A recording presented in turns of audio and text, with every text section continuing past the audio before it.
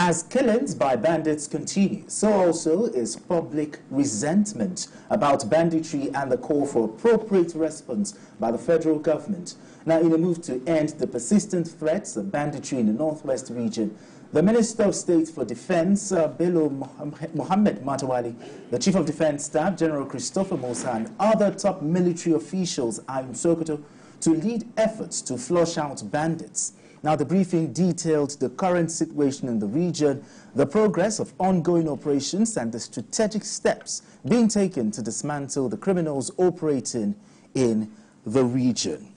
Yeah, let me start with you, BKO. Yesterday, I saw the video of the Minister of State for Defense, adorned in, full military gear. The Chief of Defense Staff and other military, military men with him. But what is the significance of this? Or is this a show of force? No, it's not the first time that this is done, or that this has been done. I remember that in 2015, President Buhari gave a similar directive that the service chiefs should relocate to the northeast. And I said at that time that it was meaningless. You don't have to relocate. Oh, really? You don't. What is the point in relocating? Are they going to go to the war front? Are they going to go to the front line? Will you put Matawalle, for example, dressed in military gear? Will you put him on the front line? You think it won't boost the morale of the soldiers to see their chiefs there? See, we need more than boosting morale of troops. We need the right strategy. And I've said repeatedly that the strategy is not the right one and it's not working. Sometimes when you talk to Nigerian officials, including people in the security sphere, they simply dismiss some of the suggestions that you're coming up with. But the issue is, what have they achieved with their own tactics that they've stuck to? What have they achieved? Has it delivered results? The answer is no. The answer is no.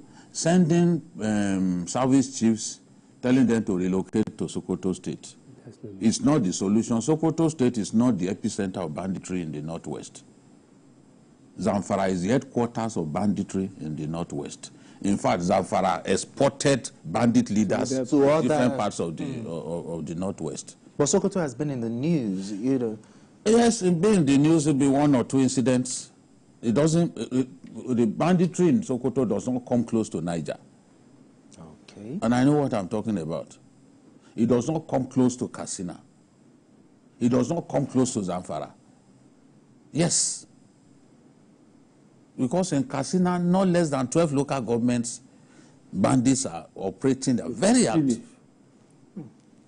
In Zamfara, in Zamfara, even part of the state capital, Gusau, is being terrorized by bandits.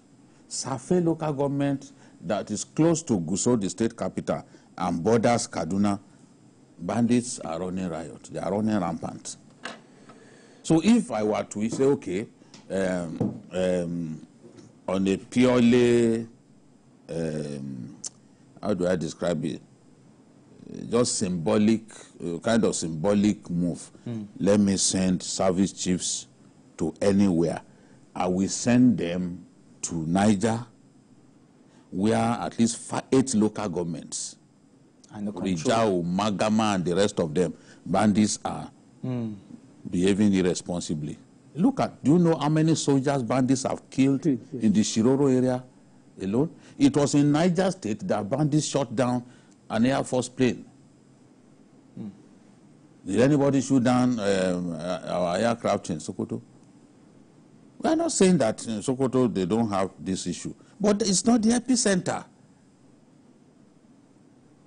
If we defeat banditry in Niger and Zamfara, I can tell you banditry will soon be a thing of the past, because Zamfara is where they are exporting them. In Zamfara alone, they have more than 30,000 bandit fighters. And they have different leaders with their own troops. So We've done this before, it didn't achieve the aim.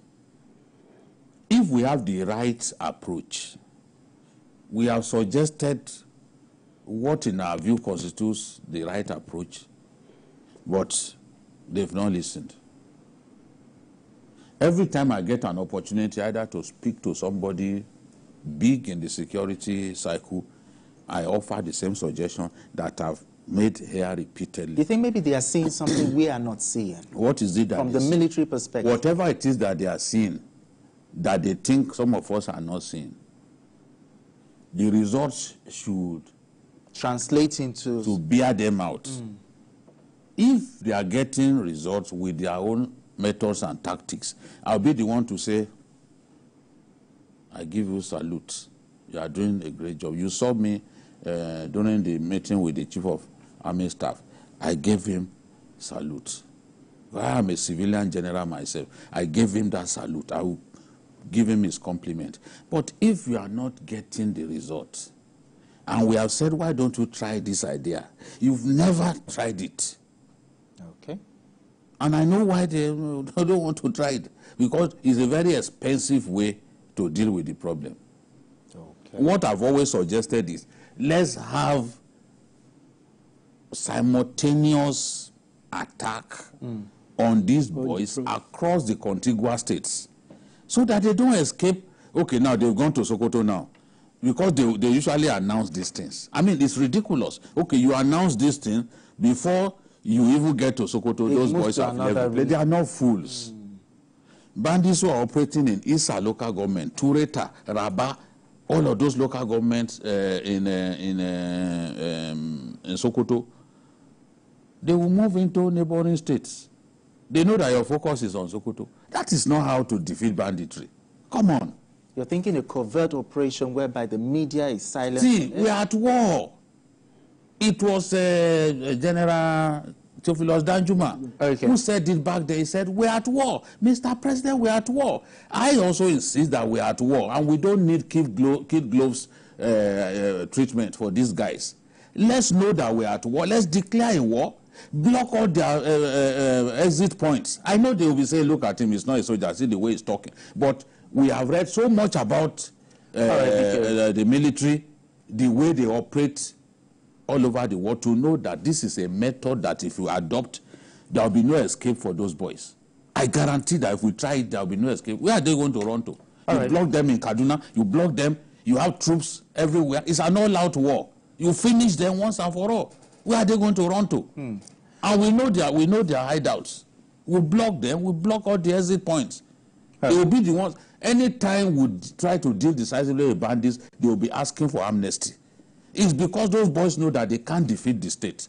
But if the state behaves like, it's a weakling, of course they will continue to treat us the way they are treating us. All right, BK.